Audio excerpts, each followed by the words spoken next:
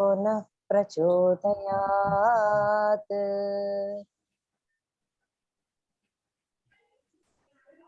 Thank you, ma'am. Career counseling is vital for the school students, especially for the ones of higher grades who are on the verge of choosing a new stream or specialization. It will help them to choose the stream based on these interests and capabilities. The most efficient way to get connected is to listen to the experts in each profession.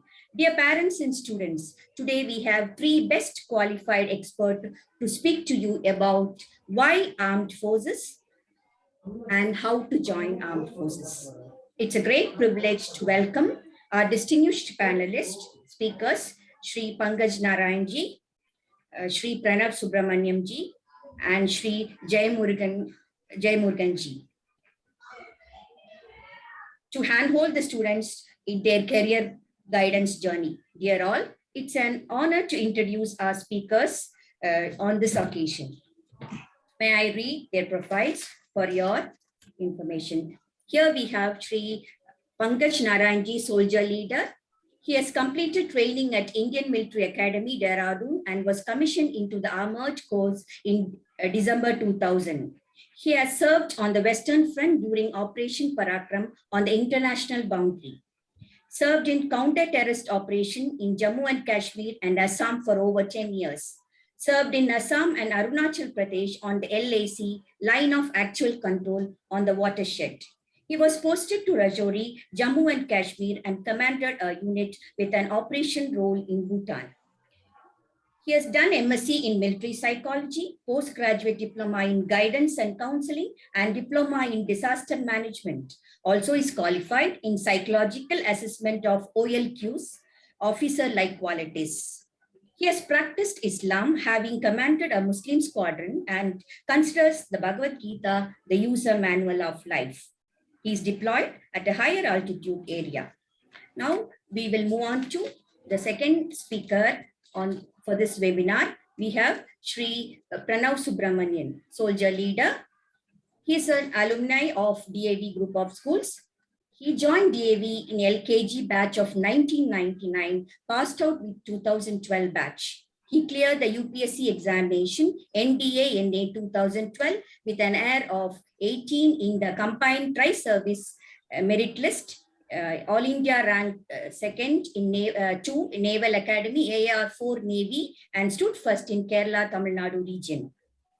Trained in Foxtrot Squadron in the prestigious National Defence Academy and passed out in 2015. He was commissioned into course of signals from Indian Military Academy in 2016. He was posted to the 1 Armored Division Signal Regiment, served in operational units in Punjab and Jammu Kashmir. Post completion of officers course in MCTE, he was posted to LOC. Received the Chief of Defence Staff CDS commendation on 15th August 2019. Presently, he is posted in Madhya Pradesh. We welcome you, sir. Next speaker of the day is Shri Jayamurganji, founder, Vision Defence Institute. He is an alumni of Sainik School, Ministry of Defence, Amaravati Nagar. He was adjudged the Best Cadet 1 TNAIR SQN National Cadet Corps, All India Best Cadet Air Wing NCC 2007 Republic Day Camp, PM Rally Medalist 2007 Republic Day Camp, All India rank holder in Combined Defence Services CDS exam to join Indian Military Academy Dehradun and Officers Training Academy Chennai CDS 2011. He is a postgraduate in criminology and sociology. He has created awareness to around 20,000 students in association with Vidi Awakening organization. We welcome you, sir, for this webinar. My humble pranams to all the speakers of the day who are true patriots and protectors of our country. Before we start the webinar, let me give you the broad outline of this webinar. There are going to be 3 talks today. First, Shri Pankajji, followed by Shri Pranav Subramanianji, and third speaker will be Shri Jayamurganji. The talks will be followed by the Q&A session. The attendees are requested to send their queries after the speakers finish their presentation in the Q&A box or in the chat screen. Once again, I welcome all of you for a very fruitful and informative session.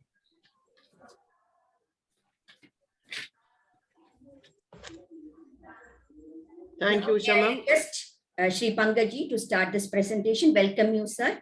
Over to Shri Pankaji.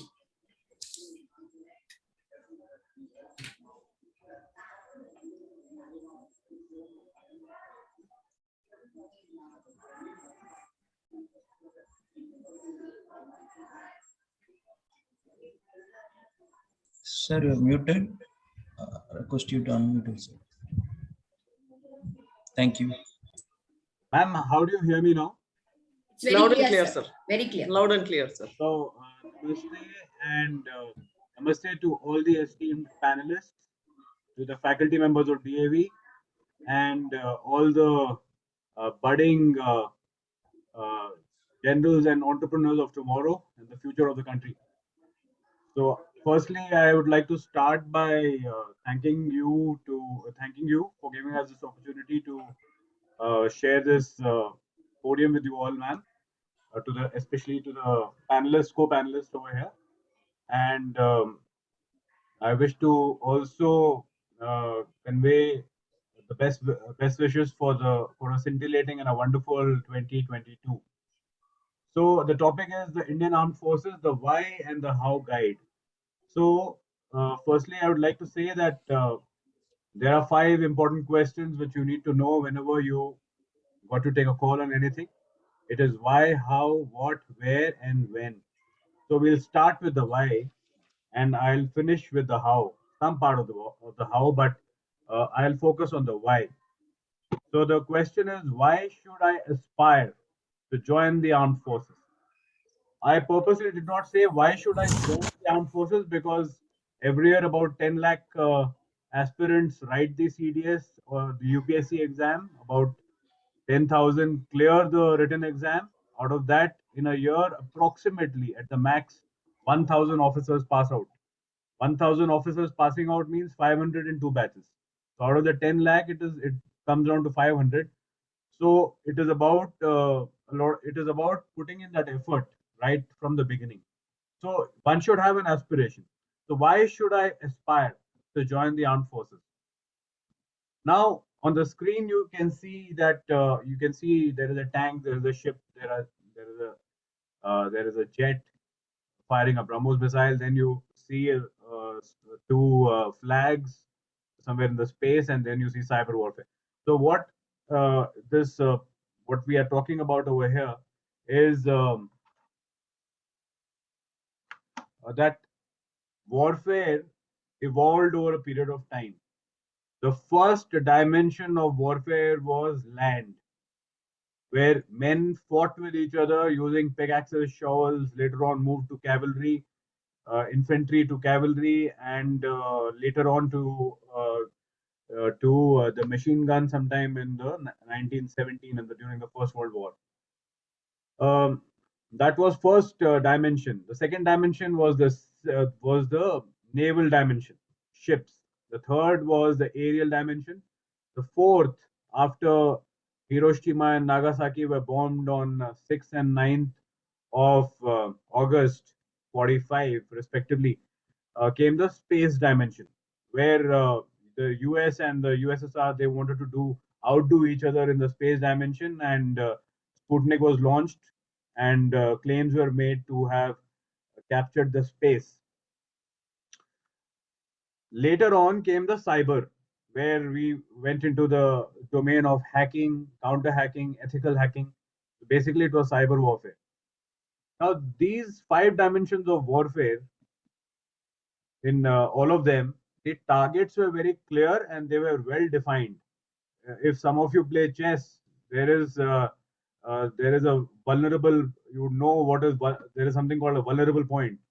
So it's a place. It's a vulnerable area of the enemy. So the targets were extremely well defined. Now, the present dimension of war is the battle where the target is the mind. It is the civil society, and it is the youngsters. So in this, you see the indoctrination process. What happens is if you have a belief, from belief, which is in the mind, come values and attitudes. From your values and attitudes come behavior. Behavior accepted over a period of time become norms. Norms accepted over a period of time become customs. Customs accepted or customs create culture. Like DAB would have a culture of having uh, this the Havan on Saturday. That is a custom of DAV which has become a culture. We saw it when I passed out in '96. My predecessors were doing it. Now that's a tradition, and the tradition over a period of time becomes a civilization. So basically, if you need to bring down a civilization, you change the belief. Or if you want to change somebody's behavior, you need to change the belief. So behavior is based on your belief. So today, it is the era of psychological warfare where the real battlefield is the mind. So we have a demographic dividend for the next 37 years. So demographic dividend means that we've got a population which is from 14 to 65, which is going to remain for till 2036, which is going to be around 65% of our gross population, which is our greatest strength. So therefore, even the adversary is smart enough to understand this. So what he does is the target is to target young minds and engage the youth. In fact, disengage them from what they are supposed to be doing and engage them in what is required to be done.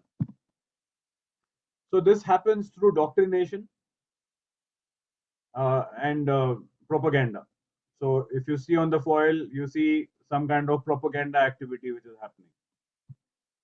And the tool or the firepower is the cyberspace. It is all types of media.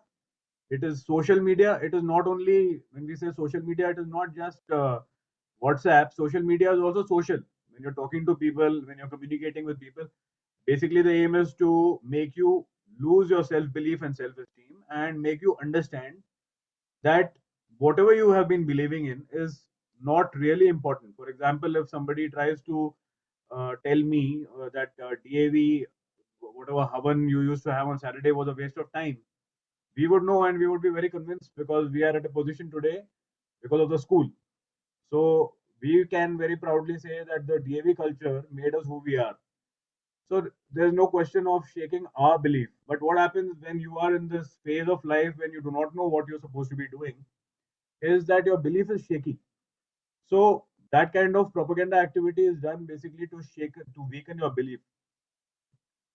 Now, how that happens is by making you dependent, whether it is through cigarette, drugs, alcohol, to make you lazy, by making you eat pizzas and sweets, or it is by making you hooked on to the internet, where you find that these addictive, these, these addictions and engagements are what are more important than what you're supposed to be doing. Now, the mind, according to psychologists, is about 10% conscious and 90% unconscious or subconscious. So that 10% consciousness is only your willpower and analysis. Now, why the willpower is weak, why your analysis is weak, why your decision making is weak is because your belief, values, and emotions, your habits and imagination, intuition, etc., is targeted. Now, when you prepare and you aspire to become a soldier or you aspire to become a soldier leader, you need to be working on your perception, on your imagination, and your apperception. What apperception and imagination is will come later on when Shri Jayamurgan covers his part of the talk. But broadly, I'll say that perception is when you get a stimuli, something happens in front of you, and you give it meaning, give it interpretation. Imagination is when there's a mental image created in your mind, even if something that stimuli is not physically present in front of you. And apperception is when you have knowledge and when you have an existing perception and there is an addendum to the knowledge. For example, if I show you this watch, so you will perceive it as a watch. But if your perception is very high, you will be able to understand what brand this is. This is G-Shock, this is waterproof, or whatever it is. So apperception is higher than perception. What happens is in the Services Selection Board and in the UPSC, we are basically assessing you for your develop perception, apperception, and your imagination. Now, these three things get developed when you're disciplined, when you're reading of books, and when you have been doing what you're supposed to be doing at the right stage in life. For example, when you do book reading, when you are actually following some kind of a disciplined thought process, your imagination, your perception, and apperception improves. When you're just watching a television, when you're watching a movie, there is no room for imagination because that imagination has been taken away by the director of the movie and the screenplay and the story. So they have imagined the situation, and there's not much room for imagination for you. So reading, experience sharing, traveling, these things improve, enhance your perception, apperception, and your imagination. This is about why I was saying all this. Will come in the next slide. Because the selection system is based on a trilogy. The trilogy is there is a head component, there is a heart component, there is a guts component. Guts is the leadership component, and there is a limb component, which is a dynamic component. There are a total of 15 officer-like qualities, which are classified under these four factors. The four factors are head, heart, guts, and the limbs. And what is being assessed is your manasa, vacha, and karmana. The more the gap in your manasa is your mind, vacha is how you speak, and karmana is how you act. So if you generally are someone who says what he feels and does what he says, your chances of the gap between the three are less, they reduce. And if the gap is less between the manasa, vacha, and karmana, your officer-like qualities are more because then you are in consistency. And that is what is assessed after your UPSC exam over a period of 5 days. So why I said all this is after this kind of assessment, when you joined the armed forces as an officer at the age of around 20, you this is I have covered the faces because the one in blue star is me. This was when I was around 24 years old. That's about 14, 15 years back. Nowhere in the world, there's no other organization which will give you this kind of an exposure to situations where the life of men is totally entrusted to you. You are their ultimate leader. You take them into war, and many a times you may not come back. You will know it that you might never come back, and you go into it fully prepared with this kind of. So when you're going fully prepared for such a situation, every day is a new day for you. Every day is an experience which can never be repeated. So it's a beautiful kind of a profession. Now, when you talk about the technological part, every technology was first invented for war. For example, whether it was radar or it was communication or it is cyberspace, everything was used to bring down the adversary. So when you are getting an opportunity to learn leadership from the fountainhead, why would you want to go to a B school to learn the leadership which you have already learned in a from the fountainhead? So that's the point why I feel the question was why should you join the army? It is because if you want to develop yourself completely, this is a profession which gives you everything.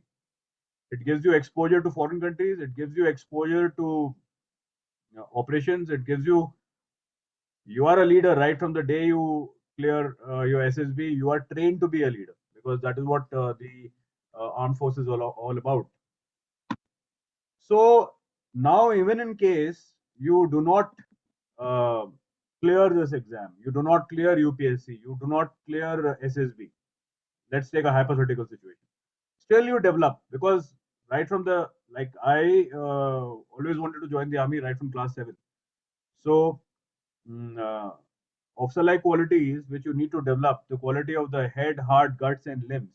They are there are 15 of them, ranging from effective intelligence, reasoning, then coming to social adaptability, confidence, and determination, etc., which will be covered in detail after this. These qualities we have been developing over a period of time. What happens is that your overall qualities, your personality improves. And these are the essential qualities which you need to have to excel anywhere in life. So even if you do not say you do not become an officer, you do not clear UPSC, you do not clear your SSB, but you have been training to develop certain essential qualities. These essential qualities will keep you in good stead in any walk of life. So that is the why of it. Now, when the why is clear, we should understand that the how becomes easy. So what is the magical formula? I'll give you a formula. This formula is the A, B, C, D, E formula. But whatever be the formula, as ma'am had brought out, I do consider the Bhagavad Gita the kind of the user manual for life because it encompasses the Vedas. So it says, this is verse 41 of chapter 2. Vyavasaya atmika buddhir ekah kuru nandana bahushakha hi anantasya buddhayo vyavasayana. It means that you have to discover the Arjuna in you. Vyavasaya is your business. Say you're a student, so Vyavasaya is being a student. If you're a teacher, it is your subject. Atmika is you. Buddhir is your intelligence. Ekah Guru Nandana, it should be single. It should be singular. Bahushakha anantasya means too many multi-branched intelligence. Buddhayo Vyavasayana means that you will reach nowhere. So you need to be very clear in your focus, what you want to do in your life. So the A is association. So you associate yourself with those who are on the same mission. Don't just associate with anyone just for the sake of association. There is no time to waste. As it is, the adversary is targeting the mind. Second is books. You should have the right knowledge. You should know what you're supposed to be doing with total clarity. So right knowledge is the solution to all our problems. Then comes the chant. Whether you're a Muslim, you're a Hindu, you are a Christian, you are a Sikh, everywhere in Muslim it is called zikr, here it is called jap. You should chant, you should meditate, you should try to focus on being a spiritual warrior, because if you are spiritual, that is the advantage of being in DAV. You are trained to be spiritual right from your childhood. So my point is that be a spiritual scholar, soldier warrior. Next is diet. So don't eat something which is too bitter, too sour, too salty. My point is that the food is jaisa ann vaisa man, jaisa pani vaisi vani. So be very conscious about your diet, which is your physical and your both, which is your food and also your mental diet, what you take in. Then comes the engagement. So how do you engage? How do you start your day? How do you end your day? What is your engagement like as a student? How many hours do you put in? And the last is etiquette, because without your etiquette, without chivalry, and without basic conduct as a human being, you can land nowhere. क्योंकि जैसा होता है संस्कार वैसे बनते हैं विचार, जैसा होता है विचार वैसा होता है व्यवहार, व्यवहार से बनता है प्रचार और प्रचार से बनता है व्यापार. Which means that sanskar is what is inside you, how you feel about things. That will be your thought process. From your thought process will come your conduct. Your prachar is what people talk of you, and जैसा प्रचार होता है वैसा व्यापार होता है. So your reputation matters a lot. So I end this by saying that it is the first few blows on the anvil of life that give the human weapon the set and the temper that take him through life's battles. Now, this is a motto of Rashtriya Indian Military College, and if you are a youngster, then it is the first few blows. How hard you work and how you work in this period, which will give you, because you are a weapon, and as a human weapon, that gives you the set and the temper to take you through life's battles. So namaste, and wish you all a very happy new year. Thank you very much once again to all the co-panelists and all the esteemed faculty members for the opportunity. And now I hand you over to Captain Pranav. Thank you. Namaste, everyone. Namaste and thank you, sir. It was an inspiring presentation, and I'm sure today our students had an opportunity to hear your thoughts and will surely be going to use this information for their future endeavors. I hope the aspiring students discover the Arjuna in them. Thank you once again, sir. Now, may I request next panelist, Shri Pranav Subramanian ji, the alumni of DAV School, to inspire the students. Over to you, sir. Thank you, ma'am. It was a very entertaining and very knowledgeable talk which Pankaj sir just delivered. I'm sure everyone here will, including me, have taken certain takeaways from this talk. So I per se will be covering the experiences what I went through as a aspirant while preparing, and then subsequently my life in the army till now, and what you can expect from the army in the in these days. So I'll start with this. Like it's a famous quote in the army. Like, what is a lifetime adventure for you is a daily routine for us. Army A for adventure, calculated risk, and the results are, I mean, the return is exponential in nature. So if you're ready for a life full of adventures, and if you're expecting that your life should be pitched at a very high level, then yes, army is the place for you. My point of view, why Indian Army? I'll be covering very limited because Pankaj sir has already covered the chunk of it. So this is a perspective from a 27-year-old me. It may or may not be the official stand of the Indian Army. Uh, these days, generally they give disclaimers before talking. So this is my disclaimer. So coming to the subject per se, the life in the army, what do we expect? I'll be covering that in the subsequent slides, but very, very limited information is that there is pay, there is prestige, and there is adventure. And as a officer, or I as a soldier in the Indian Army, after joining the army, I realized that more than these three verticals, it's the love for a country that drives us. You have to have a goal. You have to have an end destination, what you're working for. There has to be a purpose in your life. The Gita says it, the Quran says it, Bible says it, Guru Granth Sahib says that. So the ultimate goal in your life, and for me, it's the love of my country, love for my country, to be precise. And the army as such, it teaches you dedication beyond the call of duty. There be days wherein the tasks which are put in front of you, it is superhuman in nature. So it is continued, like perseverance, as you call it, and efforts on a continuous scale that leads you to the destination. The army, very importantly, it brings out the best in you, irrespective of where you are right now. You may be a common man, you may be bad at physicals, you might be mentally weak, but once you hone your skills, once you develop them, that's what training in the army does. Training in the NDA, if you ask me, was certainly that. It was all about honing my skills, being mentally tough, making me physically robust, and emotionally strong, cutting off from parents back at home, missing that odd like home cooked food, those odd vacations that we used to take, we miss that. So that's when you are emotionally made roughened, when you are emotionally roughened and toughened. As I always say, leaders are neither born by destiny or not made by situations. Leaders are chosen. They are chosen by the people around you.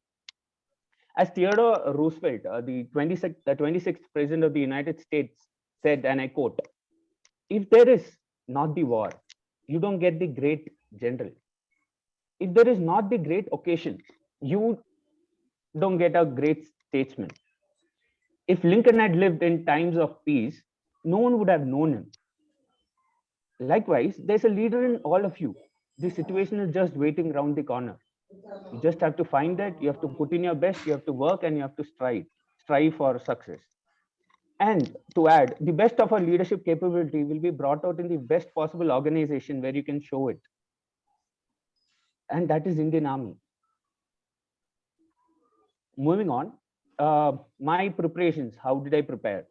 Like in the SSB and the NDA UPSC examinations I gave, my NDA examination was scheduled on the second Sunday of August, to be precise. So preparing for that, and my principal, my teachers, the support which school had given me, like there were surgeries in between my board exams. There were my SSB interview was scheduled in the last week of January.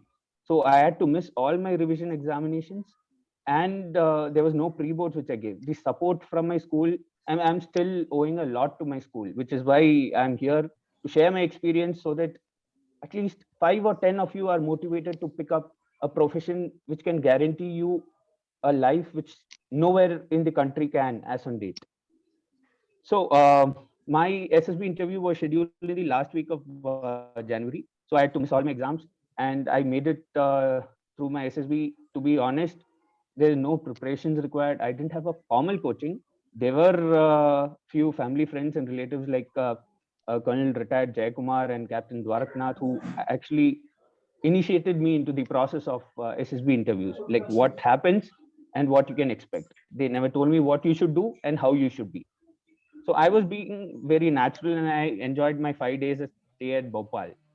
So finally I got recommended, and unfortunately there were some medical issues which I had to rectify and reappear in the review medical board. So that was in between my board exams. I finished my English exam, and chemistry was scheduled. So in between I went to Bangalore, and before that I went to Pondicherry to get my eyes cured through natural means. So my month of Jan to March was jam packed. So you get a government job in hand even before your 12th exam is over, your 12 boards are over. How is that for job security? You can't ask for more, right? And while interacting with Radha ma'am and other teachers, I came to know that few of the students are actually telling that they are not able to focus in one, and they've got many career options, and they have to shun one or two to in fact get into the competitive exam, get through, clear the competitive exams. So that is irrelevant, because if you have your focus set, if you know what you're going to do, if your goals are right in front of you, you make ways. You prepare yourself accordingly to handle all those situations one at a time. One at a time is very important, but you should have your options ready. They have to be open, not closed. So what I used to do was I borrowed time, to be honest. So whenever my school, in between my IITG preparations, I used to go for 3 classes, and then my school was there in the morning, and in the morning I used to play basketball with the school basketball team, then athletics on alternate days. So I borrowed time. How did I do it? I used to take UPSC books, and Radha ma'am, I'm sure she must be knowing that. So these UPSC books would be under my desk, and I used to listen to the class, and there was a pause in the class, or when the teacher was not teaching, I used to read all the important things, the points. I used to note them down, and I used to remember on my way back when I used to travel in the bus, and I used to go through what and all I learned in that day. So that's how you borrow time. You don't waste time. You just use it for something else, which is good. Physical fitness, like most of the teachers in the school know that I was physically fit, so that was not a problem. But as such, in the army, like before, when you're attending the SSB interview, no one expects you to be physically fit. You have to be a normal person who can do things. That's what they expect. Meditation and channeling my energy towards goal through meditation helped me a lot. This helped me in scheduling things for the day, handle them one at a time as they came, and how to prepare my day prior to event schedule for that day. For example, if there is an event scheduled tomorrow, I used to kind of go through the events, and that there is a lot of potential in your mind. When you calm your mind, and when you keep it relaxed, things automatically flow into your head. And most important, these days there is a lot of options which people make, like some float around in the WhatsApp, and some through the word of mouth. So you have to suppress those noises. Like someone will be telling that, why army? You don't have a career. It's not assured career. There is always a threat to your life. Why intake all those noises? Once you are focused, once you have set your goal, why not strive towards making that goal happen? You have to suppress your noise. That is where students of this generation are failing. because you are not, if you think that you're not on the right track, you are mentally broken, and then that ultimately leads to suicide. So you have to suppress noise at one stage, otherwise it will take a mental toll on you. So the 5 A's in life, what I still have that poster back at home. So that is aim, aspire, advance, achieve, and ace. Like you have to have an aim. In the army, it's very important. Before you go for operations, you always have the aim. If your aim is wrong, operations go wrong. You have to have an aim in life, then you aspire towards that. Once you aspire, you set it as your ambition, and then you advance. And once you advance, there's no stopping back, there's no looking back. You achieve. And once you achieve, you have to not stop there. You have to ace it. You have to excel in that field so that you strike your name somewhere. And after that, it is going back to square one. You pick another aim, then achieve, then aspire, then advance, then achieve, and stop not there. Your aspirations have to be multifold. What can you expect from the Indian Army? Like my mother keeps telling me, like, are you satisfied in serving the army?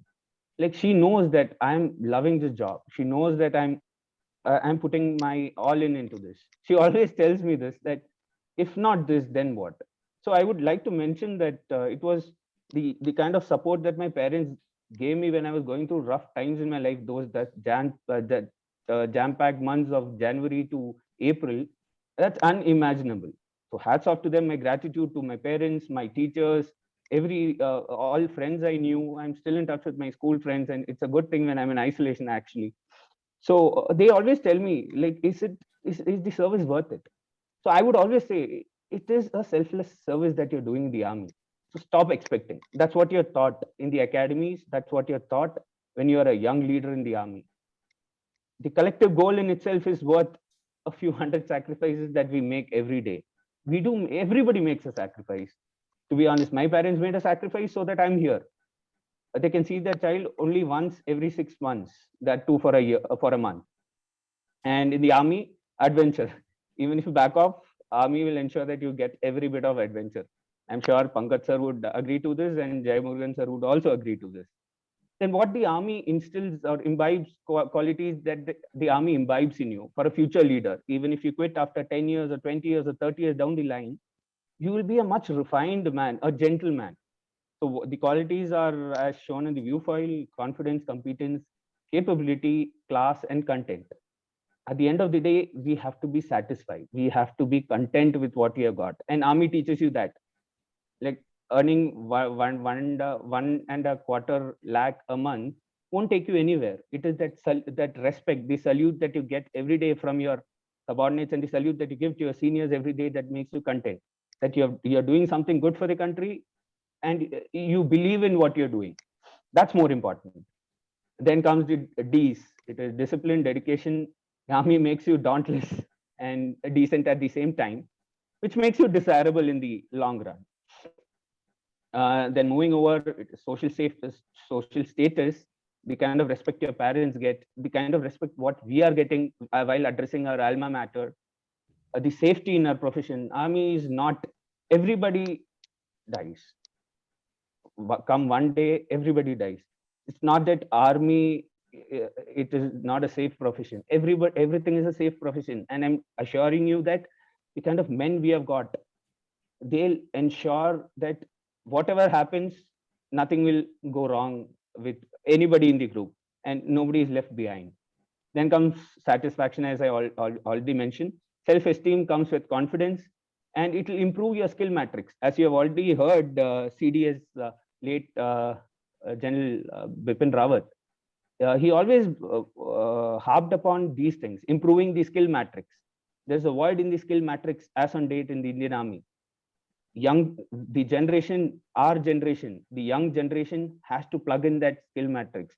Hone a skill, pick up a profession, pick up a hobby right now, improve your skill sets, so that at least if not in the army, you can utilize it somewhere else for the nation building. Nation building is a continuous process. Not only the armed forces are involved in this, entire country is involved. So if not in the army, somewhere else, yes. tactfulness in handling situations. Come what may, you'll face that situation. Timeliness and trustworthiness, truthfulness, and most important thing in the army, it teaches you teamwork, one for all for one. So whatever happens with one will be shared by all, and happiness and sorrows are shared. So the takeaways of the talk, like in the recent days, we have seen that there's a lot about this tour of duty coming out in the news and headlines. It's wherein for 3 or 4 years you're serving the army, and then you are discharged from the army honorably, and then you lead a life in the civilian world. So to be on a lighter note, I'll assure you that we name things in the army in the reverse. So a mosquito net in the army is named as net mosquito. So tour of duty in the army, once you join the army, it will be duty first and then tour later. So you shouldn't be thinking that you're going for a picnic and enjoying a life. So army will ensure that it extracts work out of you. So you have to be prepared. And trust me, there is no better organization in the world, in the country at least, that will take care of its employees. The army, no matter what policy decisions are being made, the army ensures that every man in the army is being taken care of. Second point, don't yield to pressures. Pressures are there everywhere. Stress is common everywhere. Resistance to change is there. It is universal. So don't resist the change. If it is for the good, then yes, open it. Open yourself up, and like you should get it naturally. Like, I'm going to be a better man in the future, so why not take that risk, a calculated risk? And don't yield to pressures, because people around, they'll be telling so many things. Finally, it is for you to decide what you want in life. Army is also a profession. Being an artist is also a profession. Being the unconventional streams of professions are also professions. They are also required in nation building.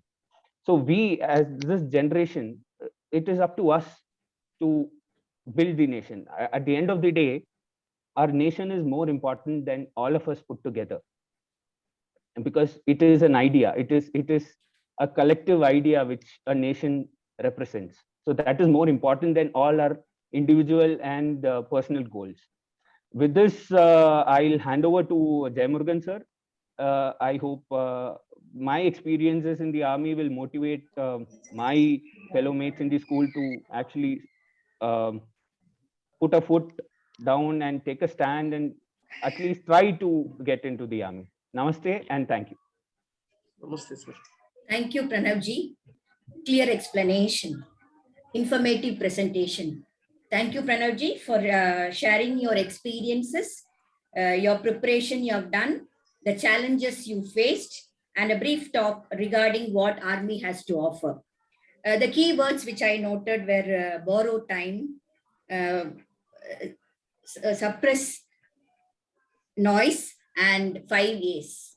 I think our students are very much benefited, and they will take you as role model to join Indian Armed Forces. Now, before the third talk, let me remind the attendees to please post their queries in the Q&A box and or on the chat screen. Let's move to the next talk. We have here with us, last but not the least, Shri Jaimuruganji, to share his thoughts and ideas to our students and guide them how to join the armed forces. Over to Jaimuruganji. Thank you, ma'am. Namaste to all. That was fantastic presentation, sir. Thank you for both of them, because rightly said, starting with the mind, then coming to the heart, and how you perceive things when you are under pressure. And of course, what I'm going to give here is the part what he dealt with, what the officers dealt with when they wanted to join the armed forces, like the preparation part and the opportunities they have. Yes. So we'll go with this. So career in Indian Armed Forces, unlocking the ocean of opportunities. How to join Indian Armed Forces? How to join Indian Armed Forces? Well, officer entries for the 12th class or the 12th grade people. We have 4 different entries for 12th standard grade people. NDA, NA examination, generally called as National Defense Academy or Naval Academy examination, conducted by UPSC. Then technical entry scheme for the Indian Army, 10+2 BTech entry for the Indian Navy, and Armed Forces Medical College, those who are interested to do MBBS. Yes, these are 4 opportunities which are lined up. We'll see one by one. So the NDA has, you can take a look at here. To write the NDA NA examination, one must have passed 12th standard, or they should be appearing in the 12th standard examination. The age limit are 16.5 to 19.5 at the time of joining the academy, not at the time of applying, at the time of joining the academy. Candidates can prefer Army, Navy, and Air Force and Naval Academy while applying for the NDA examination. Candidates now who are preferring Army, they could have studied any group, say for example, pure science group, commerce group, science, mathematics and computer science group, biology, likewise. And cadets who are preferring Navy and Air Force, they should have studied physics, chemistry, and mathematics compulsorily. So this is very essential. It's a basic one. You can go through the notification for the other updates, like what are the syllabus, etc. I'll be sharing that in the group, the chat box.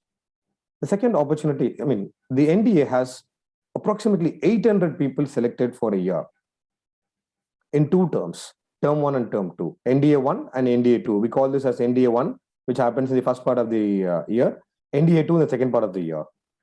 Generally, NDA 1 happens in the month of April, NDA 2 happens in the month of September. Those who are in 12th standard right now can appear for the NDA 1 examination, that is, which is upcoming in the April month. And those kids who are studying in the 11th standard, they'll be moving to the 12th standard by the time of June and all. So they can appear for the NDA 2 attempt. So this is a clarification for people who are in 11th standard. So exam scheme goes like this. There's a written examination followed by SSB interview, medical test. After this, the merit lists are released and candidates are given the call letter to join the NDA or NA. The pattern of examination goes like this. Mathematics paper has 120 questions, 2 hours, 30 minutes. Total marks are 300. And there is 1/3 negative marks for each wrong answer. The second paper is general ability test paper, which has 150 questions and 2 hours, 30 minutes, 600 marks, and 1/3 negative mark. Out of this 150 questions, these are divided into part A and part B. Part A is English questions, which has 50 English questions, and part B will have 100 questions, generally divided into general science and social science. So there won't be any biasness here. There's people who take science group will be having an advantage. People who are taking social science groups will not be having an advantage. It is of not that sort. So if you're preparing well, you can easily crack these questions in GAT paper. And when it comes to mathematics paper, syllabus is of 11th and 12th standard NCERT syllabus. So you could easily cope up with whatever you have studied in your 11th and 12th standard. You can prepare alongside your examination, the board exams, obviously. And the next is the SSB interview. Once the pattern of exam is this. So after the NDA written examination, you'll be having SSB interview, which is generally known as personality and intelligence test, which is conducted for 900 marks. So mathematics 300, general ability test 600, and SSB interview 900. So rank list will be finally with out of 1,800 marks. And coming to the second option, technical entry scheme. And for this, candidates should have passed the 12th standard, and age limit is same as NDA, 16.5 years to 19.5 years at the time of joining the academies. And they should have secured 70% in physics, chemistry, and mathematics, and 50% in English. So the basic criteria to apply, and they should write the JEE mains examination, and they will have to apply at the website called www.joinindianarmy.nic.in whenever the call for is given. And the call-up letter is based on the JEE mains All India rank. Same criteria is applicable to the 10+2 BTech entry. And here, candidates will have to apply at the joinindiannavy.gov.in website. So these 2 other opportunities, which are not many knowing about these things. NDA itself, one opportunity where people don't have awareness, they don't apply it because they feel like competition is very tough and will not be able to prepare. I will have to, alongside the board exams, I will not be able to prepare for these exams now. Not like that. If you feel it is possible, and it is possible. So 10 plus to BTech entry. And followed by this, the fourth option, which the 12th standard candidates have, the Armed Forces Medical College. And people who are interested to do the MBBS, right? After appearing for the UGC NEET examination, the NEET examination conducted by NTA, so after appearing for the NEET examination, with your scores, you can apply at the Armed Force Medical College website. And once you get the call letter, you'll be appearing for the English test, English language comprehension, logical and reasoning test and all. And followed by that, psychological assessment will be there. And then board of officers will be having an interview. You'll have the interview with the board of officers and medical examination followed by medical report. With this, the rank list will be published for the Armed Force Medical College. And on the request, few graduates might be attending this session. For them, I would like to just give the highlight of what you will be having, what are the other opportunities you'll be having if you are holding a degree or you're in the final year. There's something called Technical Graduate Course Entry. This is for the Indian Army, and Short Service Commission Technical for both men and women and Indian Army. Followed by that, Combined Defense Services Examination, Air Force Common Admission Test. These are examinations which are conducted. UPSC is conducting the Combined Defense Service exam. Indian Air Force is conducting the Air Force Common Admission Test to recruit people into various branches. So in Combined Defense Service exam, Army, Navy, Air Force, all the three services are recruited. And in Air Force Common Admission Test only for Air Force, in ground duty, flying branch, and technical branch. And Indian Navy entrance test conducted by Indian Navy for various entries in Indian Navy. And JAG entry for law graduates to get into the Judge Advocate General entries. And yes, so now the candidates who have attended the examination or shortlisted for the interview will be undergoing a 5 days interview process. Assessing the personality and intelligence of the candidates will be done in the SSB interview. First day will be a screening day, and followed by that, psychological test will be there, and series of tests will be conducted like lecturate, group task, group planning exercise, and in-personal interview will be conducted on the second, third, or fourth day, and finally they'll be having conference, and results are declared on the same day. Well, the glimpses of the boards actually assess the 15 officer-like qualities, which Sir mentioned earlier, which talks about head, heart, guts, and the limbs. And well, these goes like this: effective intelligence, reasoning ability, organizing ability, power of expression. In case of head, where it deals with planning and organization, how well one is able to plan and organize, and other aspects like reasoning ability, etc.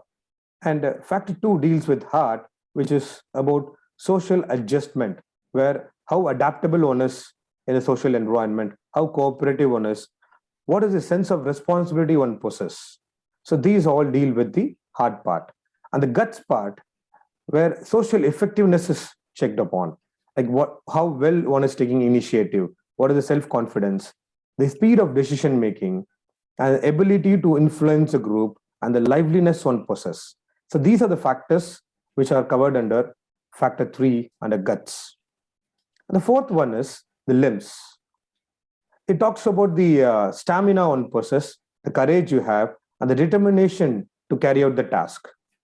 So these are the officer-like qualities which are being tested in SSB interview. And the first day we will be having a test called Officer Intelligence Rating Test. I'm just giving the glimpse of it.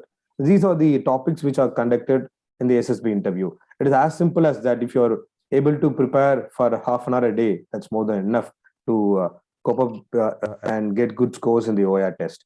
And followed by that, we'll be having picture perception and discussion test. As Sir said, perception test will be there. Yeah, this is the picture, like what you observe here. And based on this, you'll have to write a story.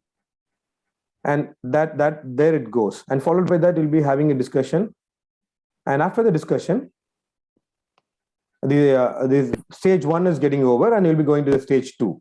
The stage 2 consists of these following tests. And as I said, day 1, day 2, day 3. Stage 2 will have psychological test, group task test, and the personal interview, and finally the conference. So day 2 has psychological test, thematic apperception test, word association test, situation reaction test, and self-description test. In case of thematic apperception test, there will be a picture like this, and we'll have to give a story. And likewise, 11 series of pictures will be shown, and the 12th one will be the blank picture. Whatever apperception or the perception you possess in your mind will be reflected there, or you'll be reflecting it there.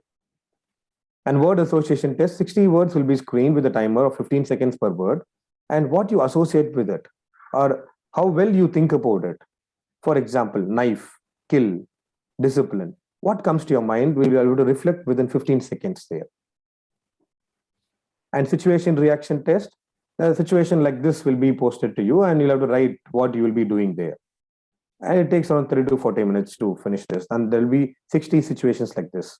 And self-description test, question about how well we know about ourselves. Like, what is your opinion on you? What is your parents, or what are your parents and family's opinion on you? And friends or colleagues' opinion, or teacher or boss opinion? Your strength and weakness. How do you overcome, or what do you do to overcome your weakness? And what is your aim? And what are the steps you have taken to achieve your aim? So these questions of these type are there in the self-description test. This test how far and how well you know about yourself. And the GTO task will be there, like group discussion, like any other group discussion will be there. Lecturate will be there. Group task, other tests like progressive group task, half group task will be there. You can just Google it and check it out, the GTO task in SSB. Right. And finally, the conference will happen and the results are announced on the same day. At the outset, will I be able to crack this SSB or the written examination? The education you get builds your character, courage, comradeship, discipline, spirit of adventure, and the ability to lead under stressful condition, even lead in stressful condition as well as take decisions, and the ideals of selfless service. This is what the education is focused nowadays. And we can clearly see that these exams can be easily cracked if you're focused. And as Sir highlighted already, that you have that A's, B's, and D's and all, definitely one can crack it. And these are the important websites which will be useful for registration for 10+2 BTech entry, TES entry, and NDA entries. So Army, join indianarmy.nic.in. For Navy, it is joinindiannavy.gov.in. And those who are appearing for the NDA examination, you can use this, upsc.gov.in. And for Indian Air Force, after graduation, you can apply this one. You can use this one. And other opportunities, whatever the Army, Navy, or Air Force is giving up, or is giving to you, or which is opening up to you, is available in these websites. You can check it out. And the recent notification for NDA 1 2022 is available in the website called upsc.gov.in. The last date to apply is 11th of January 2022. The exam is on 10th of April 2022. And those who are interested, kindly visit this website, upsc.gov.in. So this is how the website looks. Sometimes people have doubt, so where do I apply, etc. You can see here, upsc.gov.in, and you can see here, apply online. You can click this. After clicking it, you'll be going to this particular page, and there you'll have to click application for various examinations. Not the first one, go for the second one. After clicking this, you'll be taken to the next page where you'll see NDA 1, the National Defense Academy and Naval Academy examination. There are two aspects here, part 1 registration and part 2. Once you complete the part 1 registration, you'll be having this next screen, that is part 2. So this is how the part 1 looks like.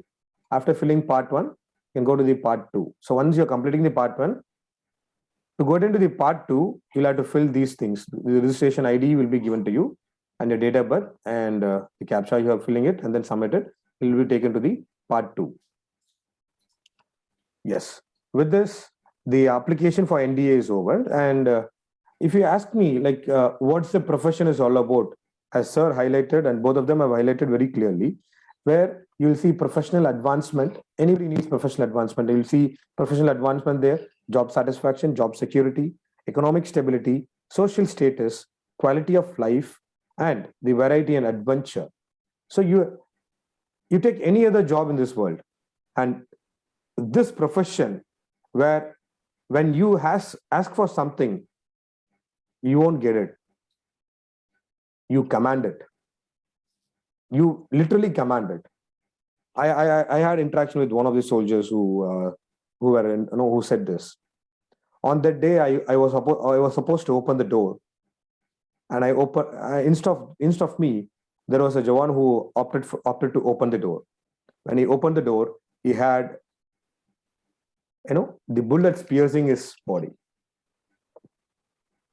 And this is where the beauty is. Nobody gives you life, or nobody gives the life. And here, buddies, the comradeship, what is built in the armed forces, cannot be matched with any other services in this world. I can promise on that. I can bet on that too. Thank you, Jai Hind, and I'm open for the question. The final part which I'd like to highlight here, this one. Sorry to taking more time. Shall I go ahead with them? Please go ahead, sir. Yes, ma'am. The secret of success lies in how well you manage your preparation. I'm really overwhelmed with the way Pranav sir prepared for this examination, keeping his book under the classrooms and preparing. And really, that's a well-managed preparation, sir. I would say this because I cracked my NDA exam way back in 2006. And I had to carry books kept in my socks. I used to tear the pages and keep in the socks, and when I get a break, I just pick it up and read few lines there. And yes, of course, it is how well you manage your preparation matters a lot. And the secret lies here: consistency in preparation. And there is no break at all. There should be consistency in your preparation. Focus on what is required than on a diluted, wide preparation. Many people fall here. They get diluted. Don't get diluted. Be focused on what is required. And note making is compulsory, and regular revisions apart from your board exams, if you're able to do that, and making few notes and what you can do with these things, like regular revisions, when you can revise, etc. Have a timing that will do good. And practice test, including the previous year question papers. You have a previous year question paper by the side, and I literally mean this. I've cracked the civil service preliminary exam just with the previous year question papers, and of course I did the base work like whatever I've mentioned here. And that was possible because I was holding this very clearly. Okay, so the secret lies in how well you manage your preparation. Thank you. Jai Hind. Thank you, sir. Thank you, sir, for the informative presentation, especially the preparation part and the opportunities offered, sharing, and also thank you for sharing the important websites. I hope the students will make the best use of your guidance. Thank you once again, sir. Next, we'll move on to the question answer session. I hope the speakers are ready with their answers. We request the attendees to text your questions in the Q&A box or in the chat box. Already we have a few questions coming up. Shall I start reading the questions, ma'am? Yes, ma'am. Please go ahead, ma'am. Yes, in the Q&A box, the first question is Rahu has asked, what is the job role in technical services? Any one of the panelists can answer. What is the job role in technical services? Sir, Pankaj sir, with your permission, shall I proceed, sir?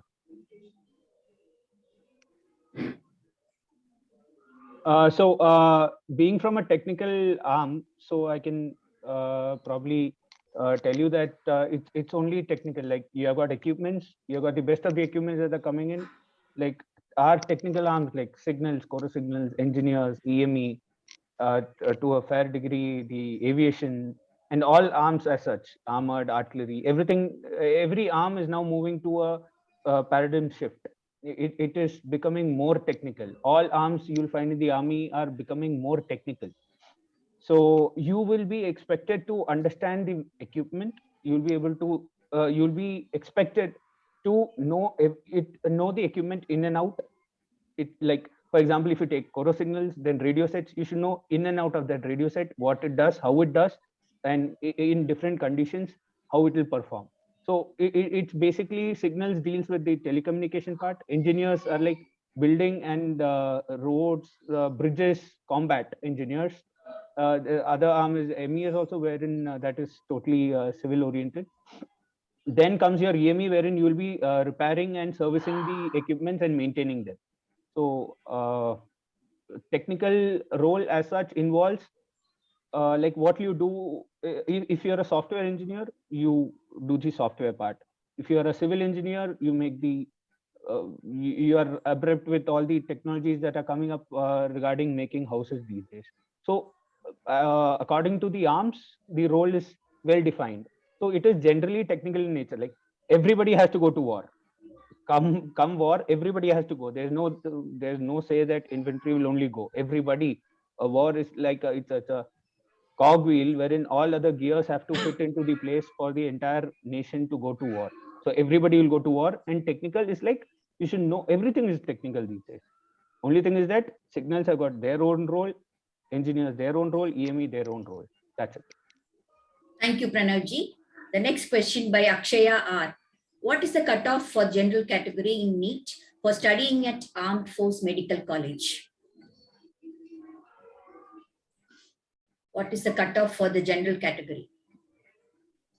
Shri Last Jaimal time- Pinji. There is no specific cutoff for general category here, ma'am. It is a common cutoff. Sir, I think the cutoff depends on the merit list that is Yes, drawn ma'am. for that year, isn't it, sir? Yes, ma'am. Yes, ma'am. It depends on that particular attempt, ma'am. Yes. Thank you, sir. Next question by Raghav Subramanian. If we are not selected in the NCC, is it possible for us to clear ND exams, etc.? Yes, sir. Yes, very much. Yes, ma'am. Yes, sir. Yes. Go ahead, sir. Go ahead. Yes. Yes, very much. Like I was not in NCC. I was not in NCC in my school. I Okay. cracked NDA. It's irrelevant of being in NCC or not. That's the beauty of the army. Every 2 years, you've got an opportunity to achieve. So it is irrespective of being in NCC or not. Here is Chetna Rakesh Jain. What documents are required for filling the application form? What kind of application form? Be specific. Yeah, ID Chetna. card. Maybe for ND examination, she's asking, ma'am, if I'm right. You'll have to have your ID card or Aadhaar card, whichever is the school ID or Aadhaar card should be uploaded. And you should be having, in case there'll be a column which asks for the community, general, OBC, SC, ST and all. So if that is the case, if you're belonging to OBC, you have to produce the OBC, you have to upload the OBC certificate. If you're belonging to SC, ST, you have to upload the OBC, SC, ST certificate, the certificate number and who is the authority who has signed it. That have to be mentioned there. So these two documents is more than enough.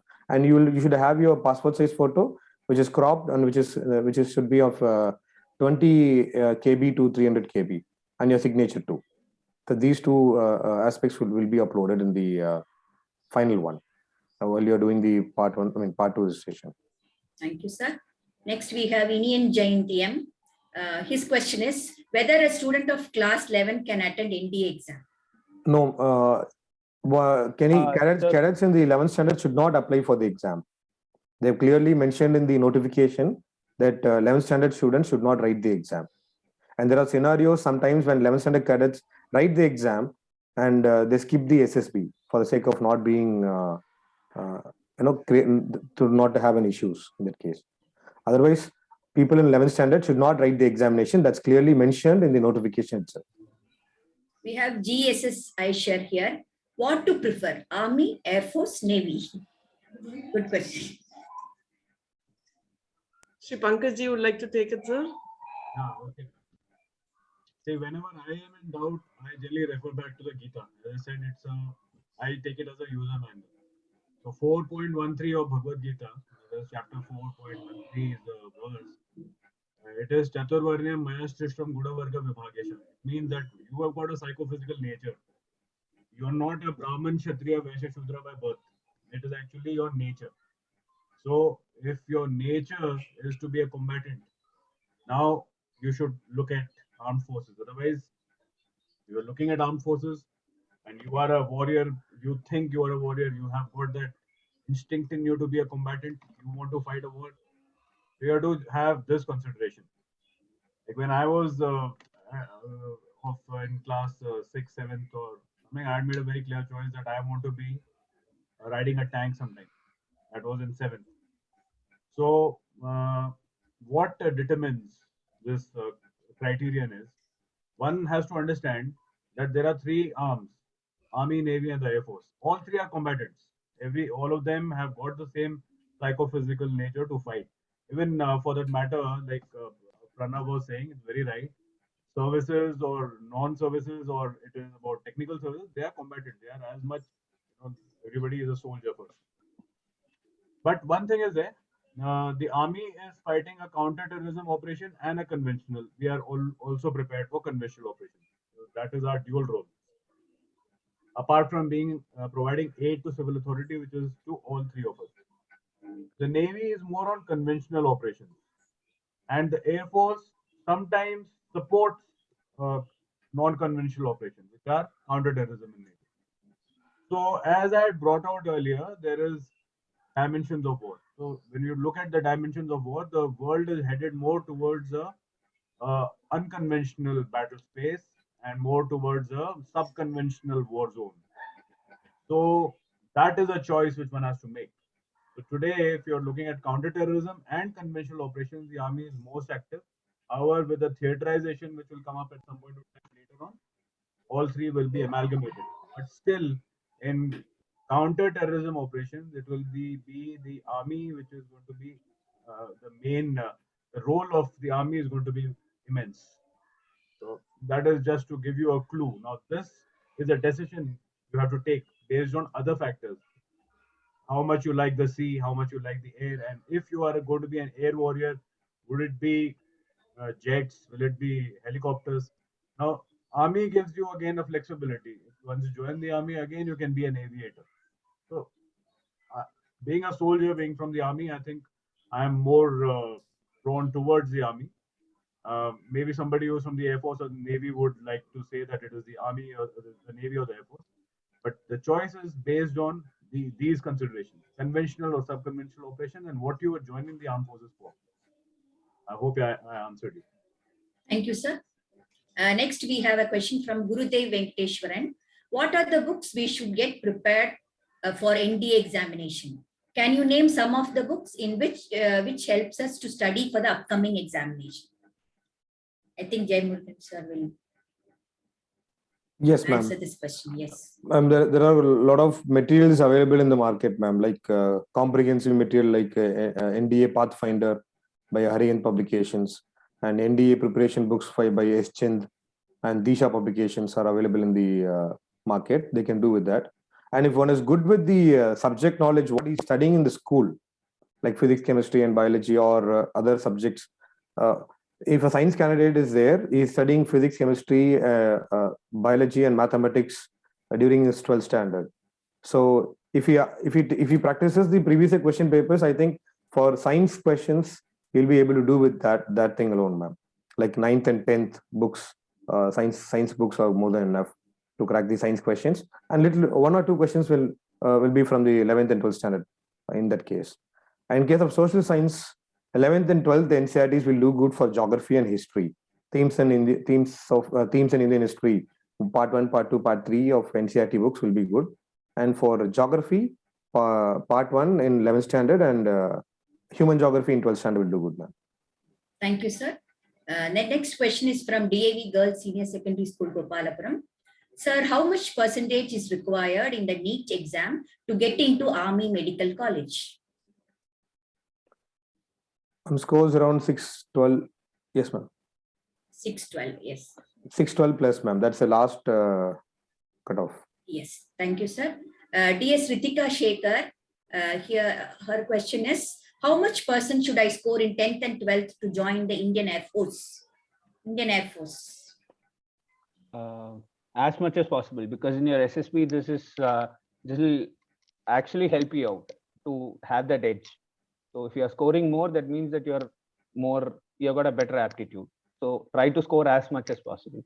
There's no limit to how much you can score. Next question is from Inian Jain. If a student who receives NCC certificate A, what are the job career that he or she can take up? May I take this question, ma'am? Yes, sir, please sir, go ahead. please. Okay.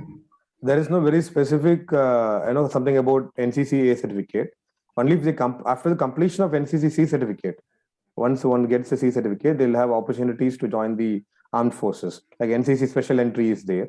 If one is doing Air Wing NCC in case of, after graduation, he'll be having opportunities to join the Air Force. A naval cadet will have opportunity to join the Navy. And all the three wing cadets will have the opportunity to join the Army through NCC special entry. This is one which is there. And if you ask me about the private sector entry, there are like Reliance Industries is there, and Indigo Airlines are there. So these people actually recruit people who have C certificates and a graduate. Of course, they have series of interviews which is followed. Yes, sir. Thank you, sir. Here we have Harish Varadhan. I am actually studying 11th currently. When should I register for NDA exam, sir? This is Harish Varadhan's question. May 18th, the second NDA exam notification will be released, ma'am. In the month of May, you can register. Yes.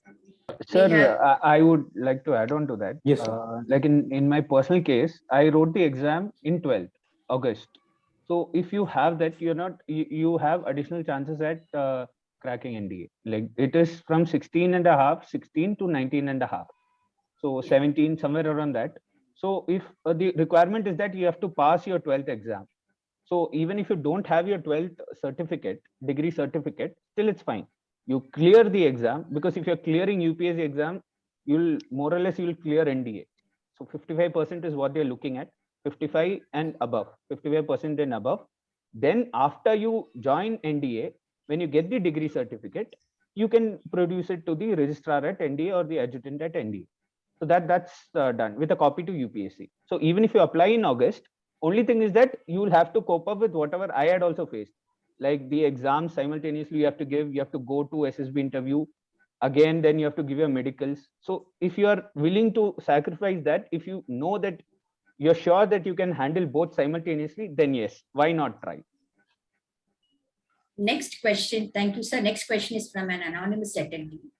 Sir, would a person need perfect vision to get accepted in any part of the army?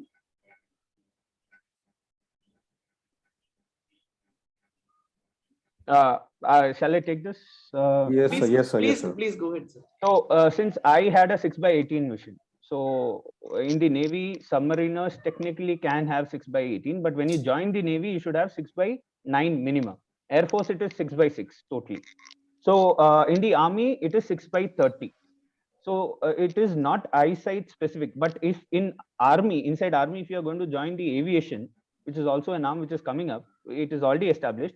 So once you're joining the aviation, you should have a perfect eyesight, 6/6, equivalent in parlance with what Air Force standards are. To add on to this question, sir, may I I have a question on flat foot, sir. There are cases where students were rejected because of No, flat ma'am. foot. Flat foot, no, ma'am.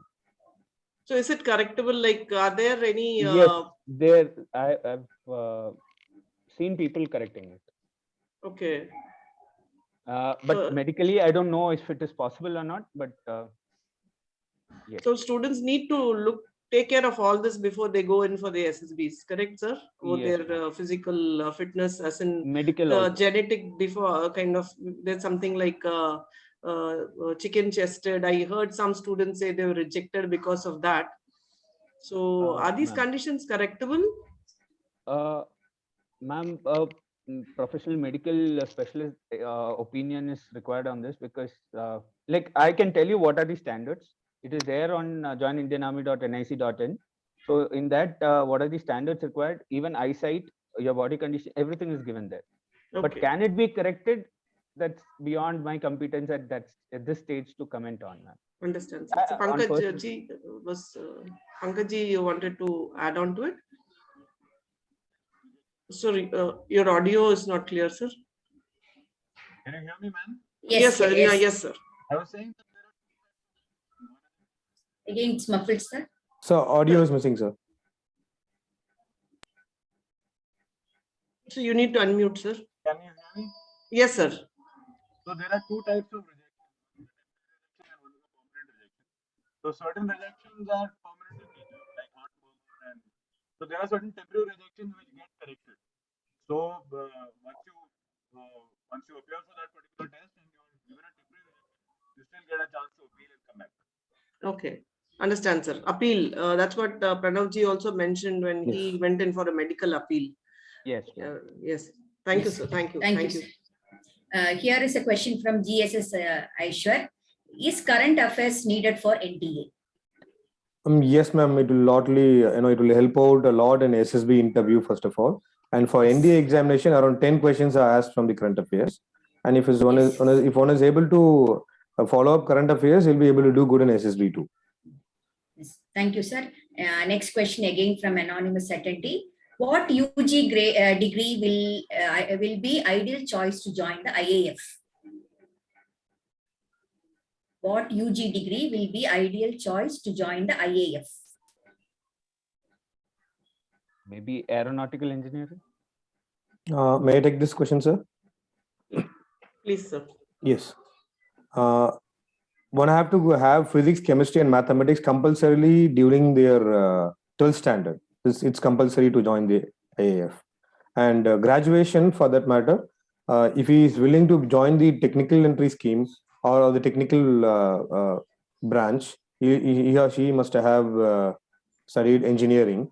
And if one is doing engineering, the openings are a lot.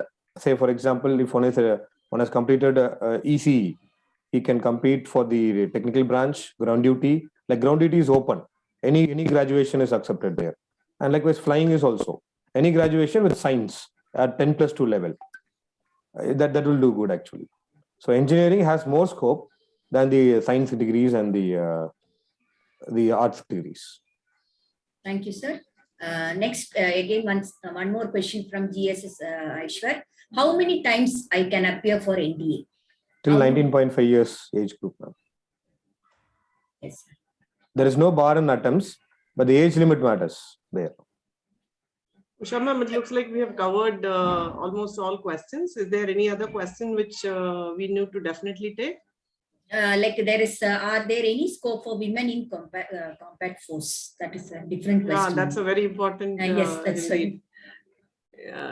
Yes.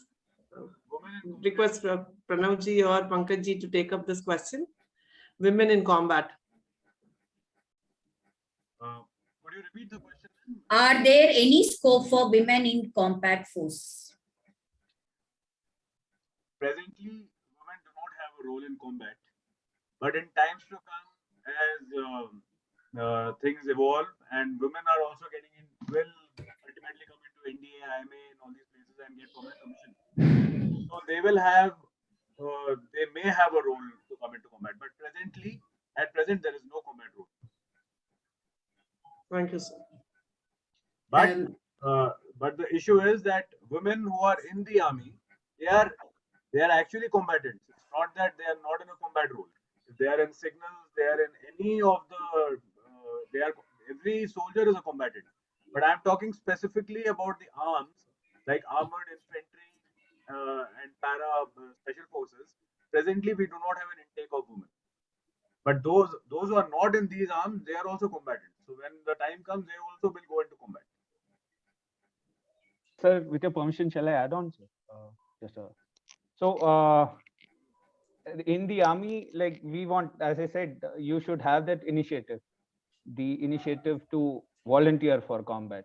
Once you join NDA, now nothing stopping women from joining NDA. Girls of age of 17 and a half, you can join NDA. 3 years down the line, you'll be passing out from NDA.